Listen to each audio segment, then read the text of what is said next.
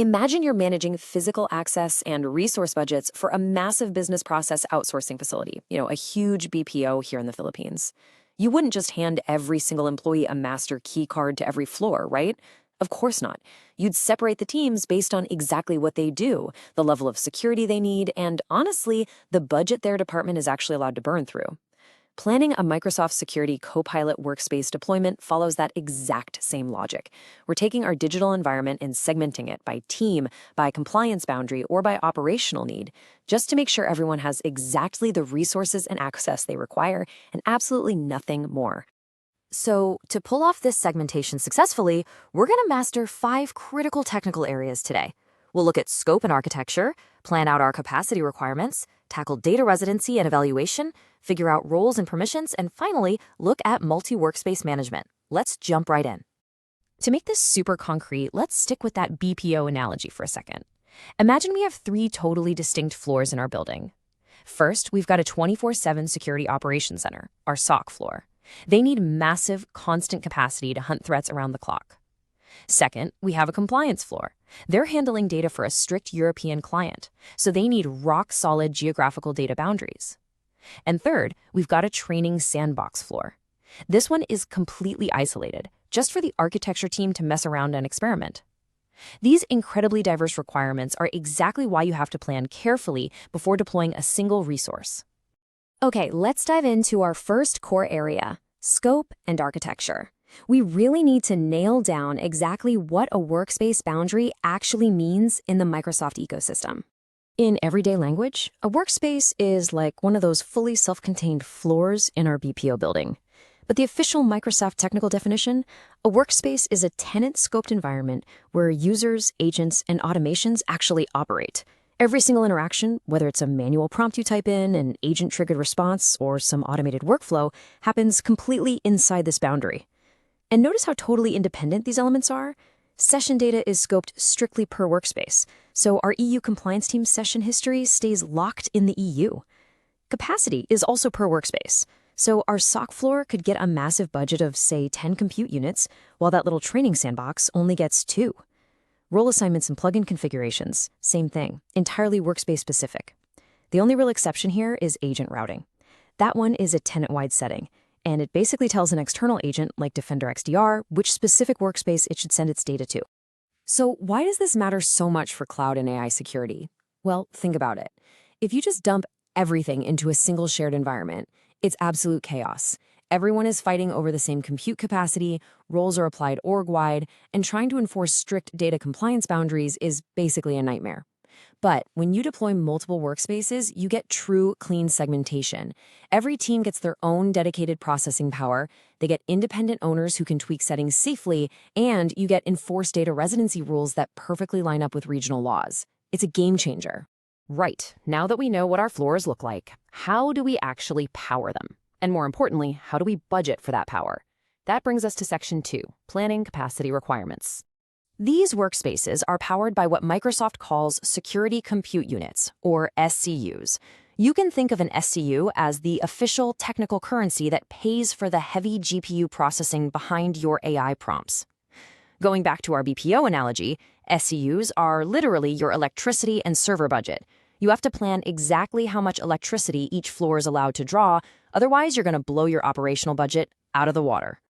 Microsoft actually gives us 2 different ways to handle this capacity, and understanding these mechanics is absolutely crucial for any cloud security engineer. First, you've got the pay-as-you-go model. This one hooks up to an Azure subscription and bills you by the hour. You set a baseline capacity that runs constantly, and then you can configure overage units that automatically kick in if there's a huge spike in demand. It's super flexible. The second model is the Microsoft 365 E5 inclusion capacity. Here's how this works. If your org has 1,000 E5 licenses, Microsoft just automatically hands you 400 SCUs per month. You aren't provisioning hourly capacity. Your usage just deducts from this big monthly pool. It's great because it simplifies budgeting, and you avoid separate Azure billing. And trust me, nobody likes a surprise cloud bill. But there is a catch. Any unused SCUs at the end of the month, they do not roll over. It is strictly a use it or lose it situation. Let's look at how we'd actually map this out using the pay-as-you-go model for our 3 BPO floors. We have our provisioned SCUs, that's our continuous baseline power, and our overage SCUs, the elastic power for emergencies. Our 24/7 SOC, They need continuous threat hunting, so we give them a massive baseline of 10 SCUs, plus 5 overage units just in case a major incident suddenly surges.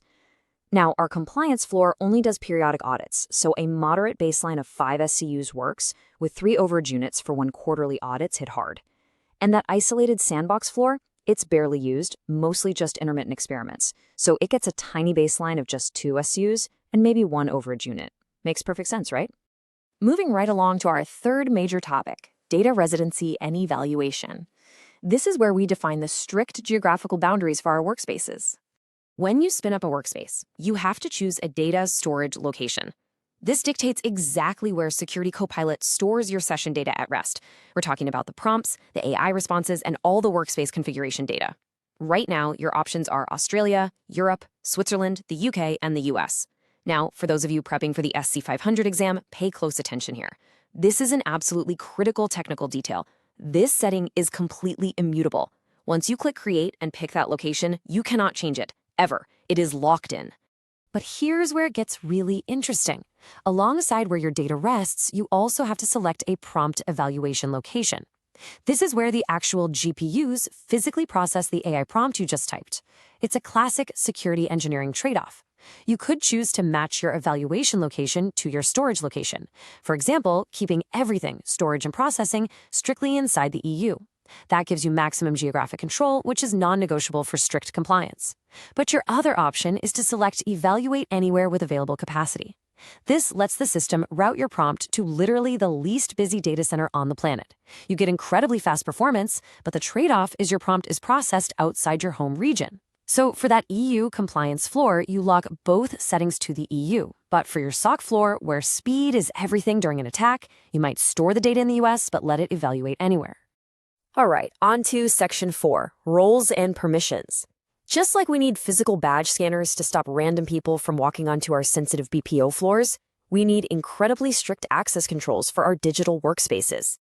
Building and running these environments requires a specific mix of Microsoft Entra, Azure, and Security Copilot roles.